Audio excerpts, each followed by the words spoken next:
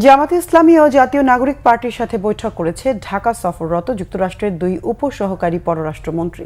কিছুক্ষণের মধ্যেই বৈঠক করবে বিএনপির সাথে। সকালে 3 দিনের সফরে ঢাকায় আসে যুক্তরাষ্ট্রের দক্ষিণ ও মধ্য এশিয়া বিষয়ক উপসহকারী পররাষ্ট্রমন্ত্রী নিকোল চুলিক এবং পূর্ব এশিয়া ও প্রশান্ত মহাসাগরীয় অঞ্চল বিষয়ক উপসহকারী পররাষ্ট্রমন্ত্রী অ্যান্ড্রু হেরাব। সফরের প্রথম দিনে শুরুতে মার্কিন প্রতিনিধি দলটি বাংলাদেশের পরিস্থিতি নিয়ে মার্কিন দূতাবাসের কর্মকর্তাদের সঙ্গে কথা বলেন। পরে জামাত ইসলামের সঙ্গে বৈঠক করেন তারা। জামাত ইসলামের আমির ডাক্তার শফিকুর রহমান জানান, নির্বাচন, সংস্কার, শ্রম অধিকার, আওয়ামী লীগ সহ নানা বিষয়ে আলোচনা হয়েছে। বলেন, জামাত আশা করছে প্রধান উপদেষ্টা ডিসেম্বর থেকে জুনের মধ্যে যে নির্বাচন দেওয়ার কথা বলেছেন তা ঠিক থাকবে।